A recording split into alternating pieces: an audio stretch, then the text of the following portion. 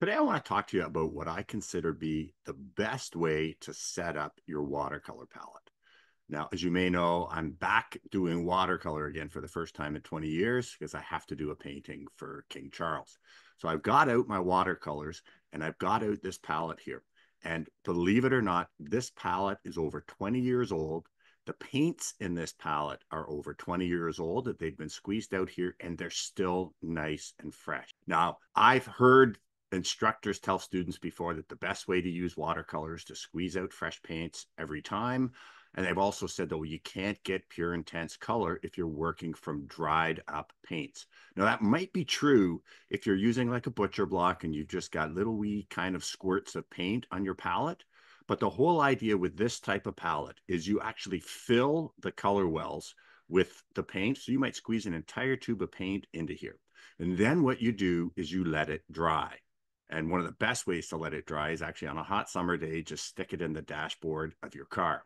Now, why would you want to do that? Well, one of the big things about watercolor is if you're using fresh squeezed out paint, the colors get polluted.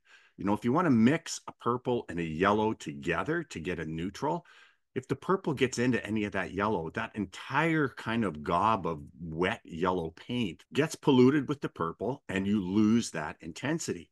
The great thing about working like this from dried color is the only thing that gets contaminated is the very top layer of paint.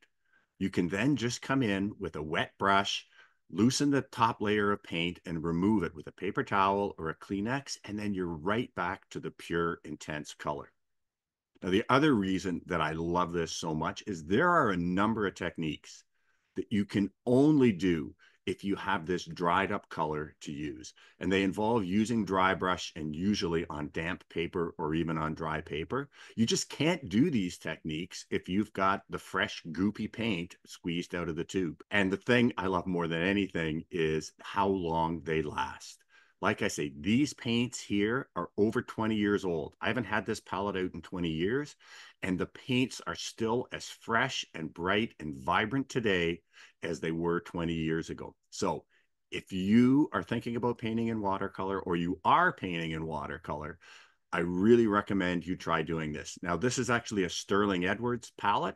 Actually, Sterling is a good friend of mine and an absolutely fabulous watercolor painter. I also recommend any of his courses if you're interested in learning more about watercolor. He's actually designed his own palette. And the great thing I love about this is there are these big wells to squeeze the paint in, but we also have these mixing wells here that are slanted so you can mix big pools of color. And then you also have this big central area where you can mix color. Now, another palette that you also might want to use for this type of setup is the Zolan Zabo palette. Any of you who are really serious about watercolor, I'm sure you'll know who Zolan Zabo was. I actually got to know him in the last few years of his life, and he used this exact system. He was the one who actually showed it to me. And like I say, if you're going to paint in watercolor, I absolutely think this is the best way. It's going to save you so much in paint because you're not going to get that fresh paint polluted by the other colors. It allows you to freely mix your colors too without worrying about contaminating the other color because you're only contaminating the very top layer and you can always just clean them off to get back to it.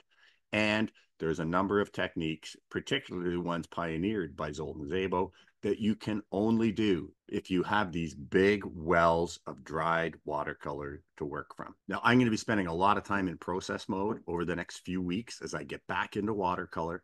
I have to create a finished painting that I'm going to be proud of. That's actually going to go into a handbound book of living former presidents of the Canadian Watercolor Society, which I am. To celebrate our 100th anniversary, we are going to be sending that book to Prince Charles, and the royal family has already agreed to accept that into the royal collection. So that's what's prompted me to get back into painting watercolor again. And I also thought, you know what? Since I'm back in here doing this, I may as well put together a bunch of watercolor courses. So while I'm going to be creating this series of my journey of making friends with watercolor again and creating a painting for King Charles, I'm also going to be creating a number of courses in watercolor. Now, if you think you might be interested in learning about these courses, I've put a link in the description. You can just click on that and throw in your name and your email when you go to the link. And when these courses are available, we're going to be doing a pre-launch at a really attractive discount. So if you're interested in learning more about watercolor, I really encourage you to click on the link and fill out the form.